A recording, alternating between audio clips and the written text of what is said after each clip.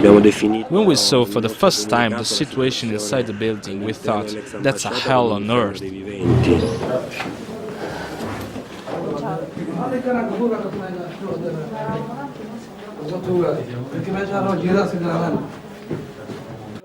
Rome. In the ex-Somalian embassy building, 140 refugees living in an extremely degraded situation. They don't have water, heating or electricity. The windows are broken and inside it's damp and there is dirt and garbage everywhere. To cook something and to warm themselves, they often light a rudimentary, dangerous fire, using alcohol as fuel. They have learned how to do it from the murderers of the African desert, as Shukri Said, a Somali activist who is trying to help her fellow citizens, has told us. After the fall of the Siad Barre's regime and the outbreak of the war, the government of Mogadishu wasn't able to finance its Italian embassy anymore. So since 1991, the building has been abandoned. The three-story house in the Lini Street has now become a dormitory and a permanent shelter for these people. They all have documents allowing them to stay in Italy, and they're asking for asylum. So, according to international law, they should have access to special assistance programs. In this crumbling building, the Somalis are sleeping on mattresses and boxes on the floor. The squalor inside the embassy is all the more absurd, given that it's situated in Rome's most elegant residential district. According to the Italian Council for Refugees, in Rome there are approximately 1,500 people living in similar conditions in the city.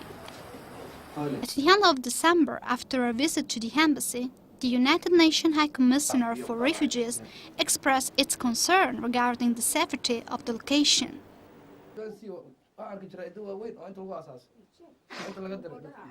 In here we suffer physical and psychological stress. Sometimes you can even see someone speaking to himself.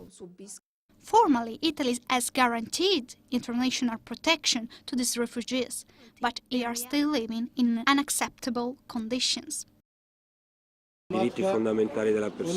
For too many years, fundamental rights have been erased living in this dimension.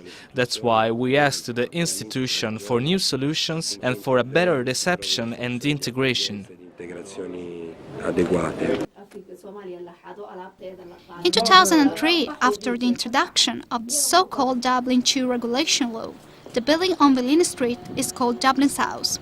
The building is now the official residence for all the people who have been deported from other EU countries, because the new immigration law states asylum seekers must remain in the country where they first made their application for asylum, as is the case for these people who have been fingerprinted by the Italian police.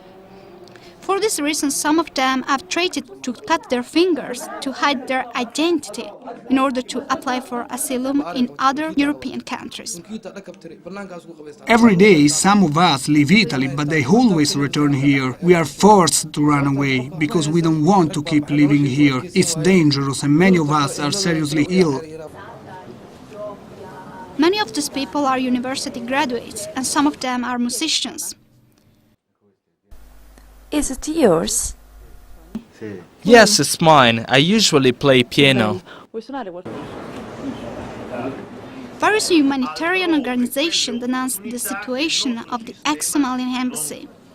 On December the 30th, there was a press conference, but the UNHCR says the Italian media devoted hardly any coverage to this humanitarian emergency. The Italian media aren't interested in immigration and asylum. The papers here talk about immigration only in connection with crimes committed by immigrants.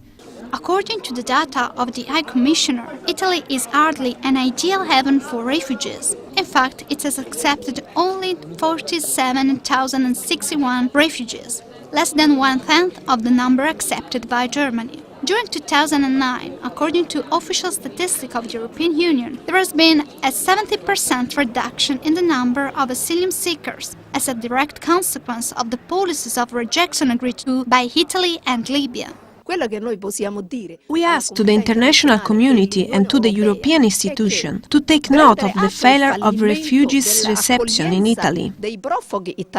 People escaping from civil wars, from the encroachment of fundamental rights, from persecution. Those who came mainly by sea can't arrive to the Italian coast and they can't ask for protection. If I have to live in this way, it should be better if I come back to Somalia. I prefer to be killed with a bullet than living here like a cockroach.